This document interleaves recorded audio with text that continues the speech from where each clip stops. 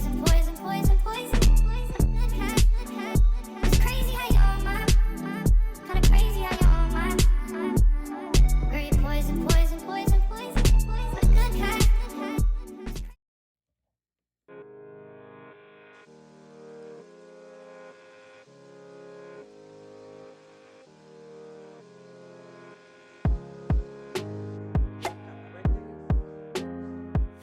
Welcome back to my channel. My name is DJ Alizea. If you're new here, if you're not, again, welcome back.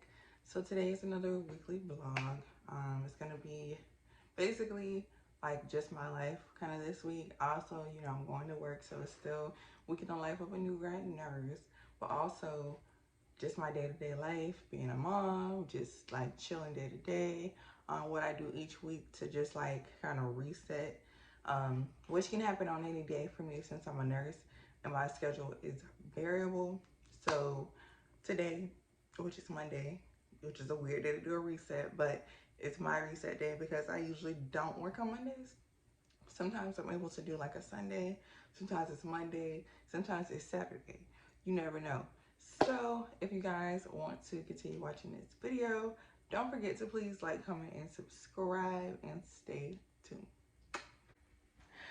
Do any of my small YouTubers, like really 1,000 or less subscribers, even 2,000, 3,000, whatever, find yourself like trying to make things that are like aesthetically pleasing just because you're on YouTube or just because you're on Instagram? And like today, I'm gonna admit, I found myself trying to do that. It didn't turn out well. I was getting annoyed and I was really about to just say, I'm not even gonna do it, you know? But then I was like, I'm not an influencer.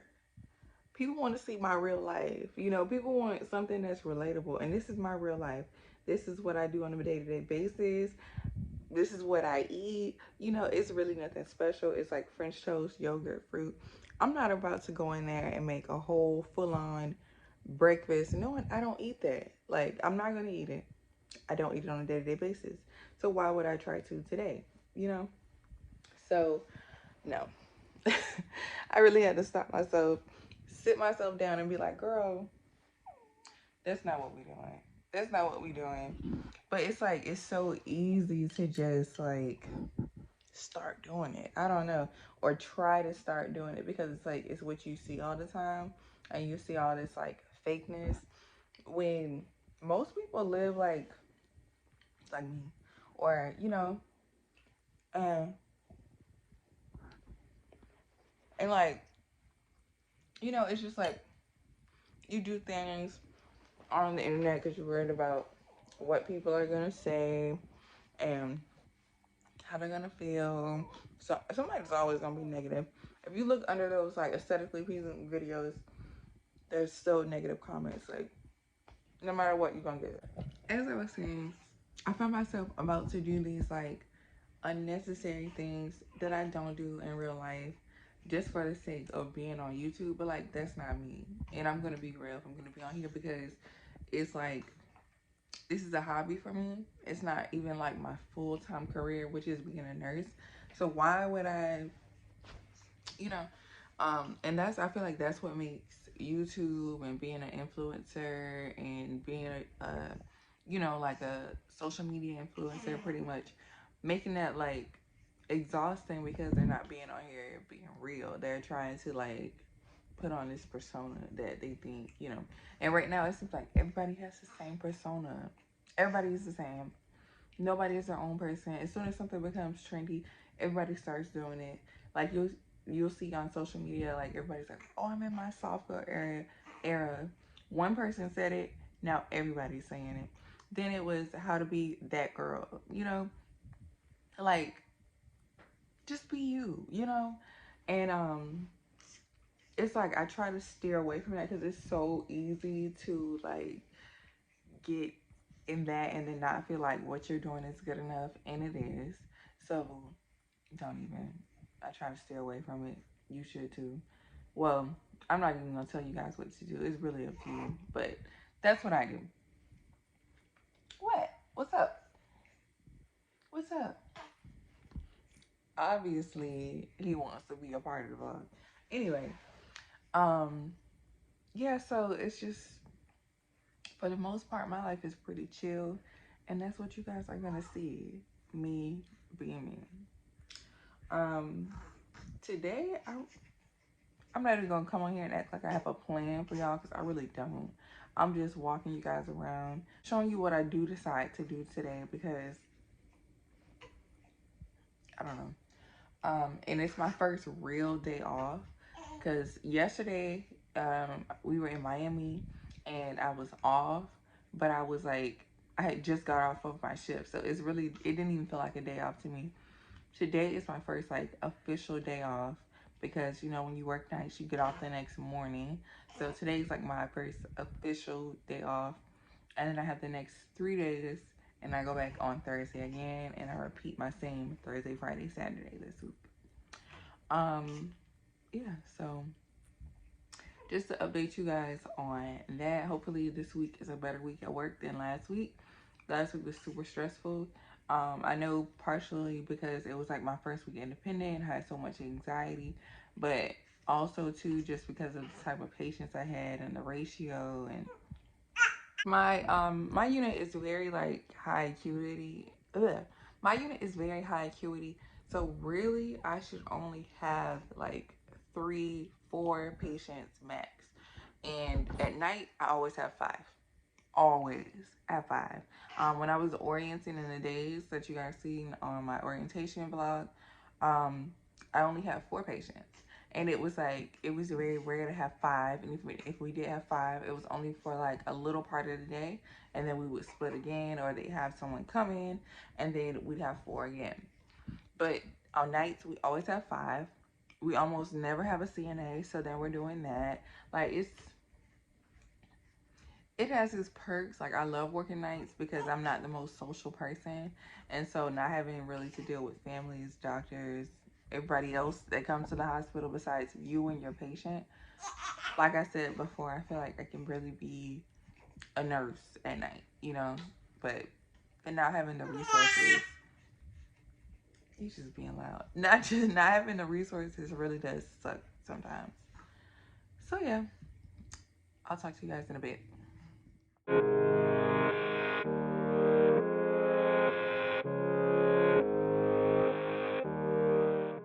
Hi guys, so today is Wednesday.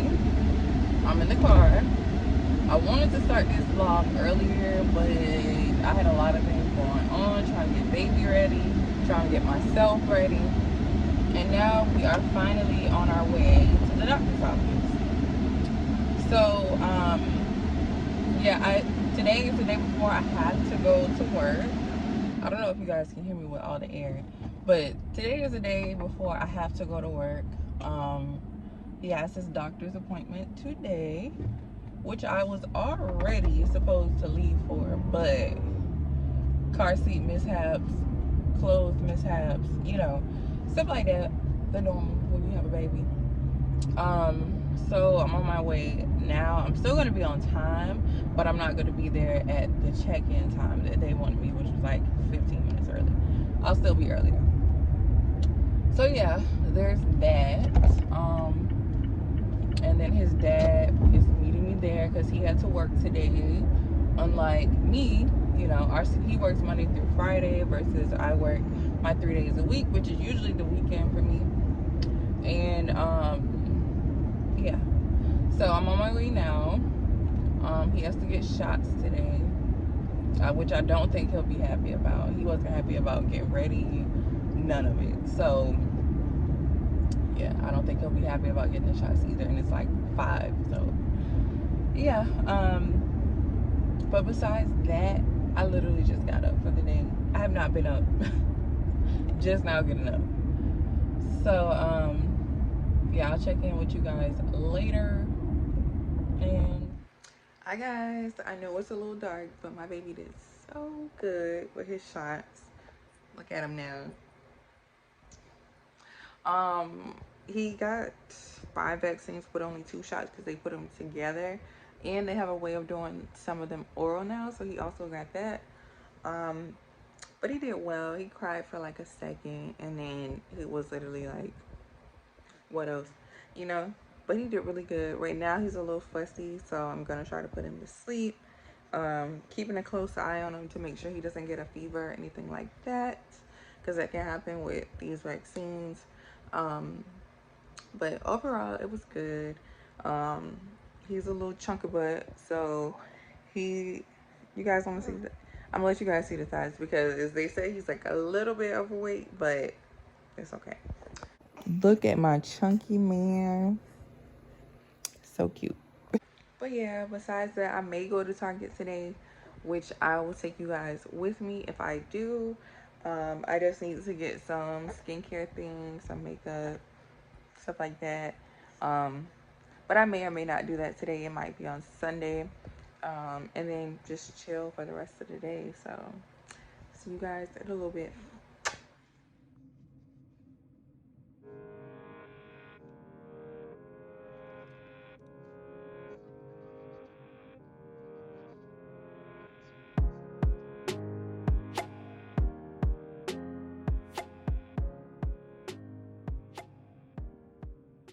Hi guys, I know today is days later.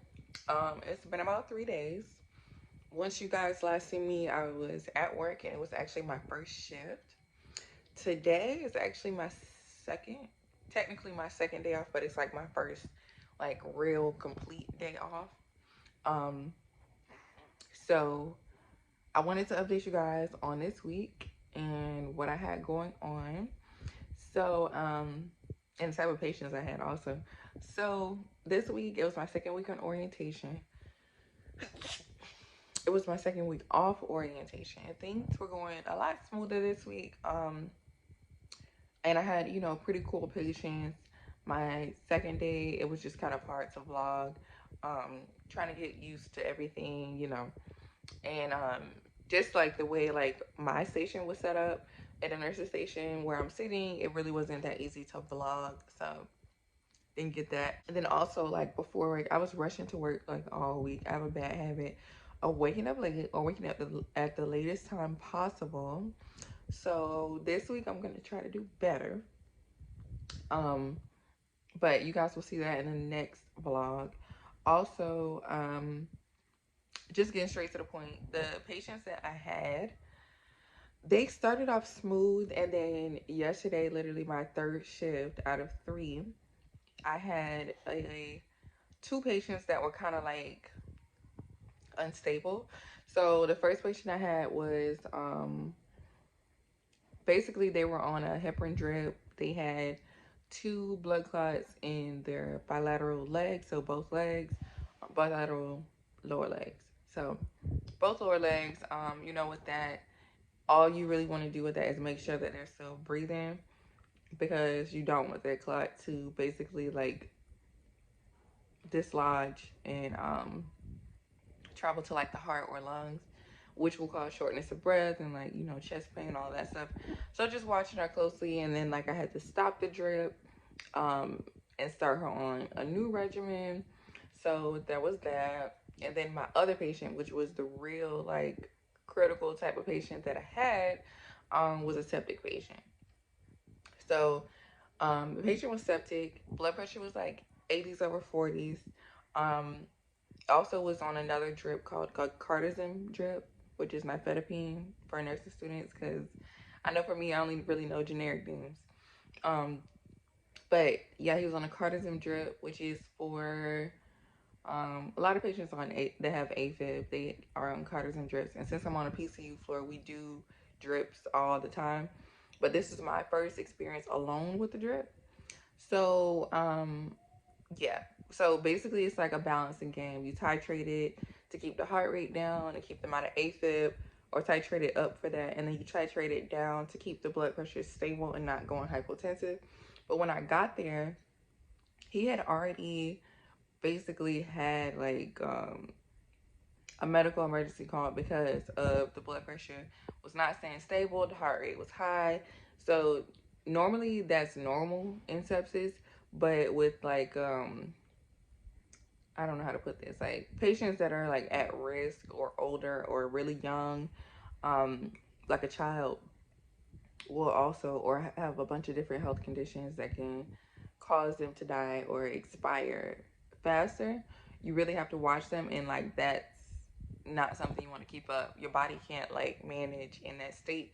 So yeah, I got in. I had to stop the drip because it was fine when I got there. And then literally like 30 minutes into the shift, it was, like I said, 80s over 40s. Heart rate was in a normal range, so I had to stop the drip. I had to like call the doctor. I had to call what's called a CCO for us, which is critical care outreach, and I called my charge nurse. Um, and basically, if none of that worked, I would have had to call a medical emergency, which is like um, a rapid response, pretty much. So yeah, I was hoping it didn't get to that point because I really didn't want it to.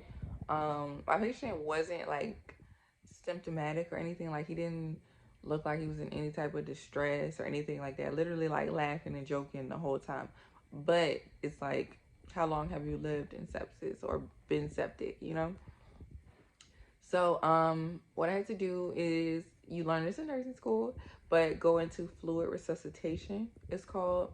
And basically, you just keep bolusing your patient, hoping that the blood pressure responds, and that the body gets like back to normal. Also, he had 102 fever. But yeah, so also had a fever of 102, covered in sweat, skin red. You know, like did not look good, but like was just up and like talking and laughing. It's crazy. But basically, I had to bolus my patient 4 different times. So that was a total of like 3,500 milliliters of fluid. And then also had a Foley, which is a catheter.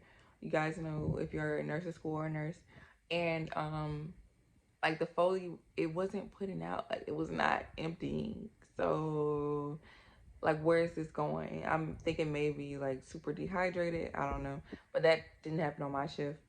Um, because it was my last day. I don't know what happened yesterday or today or whatever. So, yeah, but by the end of my shift, I really had to keep a close eye. My charge kept a close eye. CCO kept a close eye. The doctors kept a close eye. And I was giving constant updates to all of them. So it was a really busy night keeping up with that. And it really put me behind on my step two because it happened at the beginning of a shift. And I still had 3 other patients, and I could have possibly got a new admission, but I didn't. So I was lucky for that because they pushed me down in the list to get a new admission. But I could have had 5 patients with 2 criticals. So, you know, um, but yeah, so by the end of the shift, the blood pressure came back up. Um, it was back to like a normal range, like 112 over like 70 something. Um, Heart rate was stable, patient was fine, fever broke, all of that good stuff. Um, and then lactic acid tells you whether a patient is septic. It was under 2. So basically resolved at that point. Just had to start on antibiotics, and that'll pretty much be it. But if things would have went wrong, it definitely would have been like transferred to ICU, and it would have been a whole big thing. I'd had to do so much paperwork, which I did not have to do. And overall, like it just resolved. Like, and like not last night, but yesterday, it felt like, like I felt more confident than I've ever felt. At first, I was a little worried. I was a little scared when it was all going on. But once it resolved, it was like, okay, I feel like a nurse now. Like I told you guys in the last vlog, I had like some imposter syndrome going on. But I really felt like, okay, I'm really doing this. Like, I'm really a nurse now. I'm trusting my knowledge. I'm doing, things that I've seen done, things that I've learned to be done. Like, I'm putting it all together. And, like, it was nice. It was so nice. Like, such a good feeling, like, knowing that you basically, like, really help someone. Because, like, all this time I've been telling you guys, I've been questioning, am I doing this right? Am I doing that right? Am I getting it together?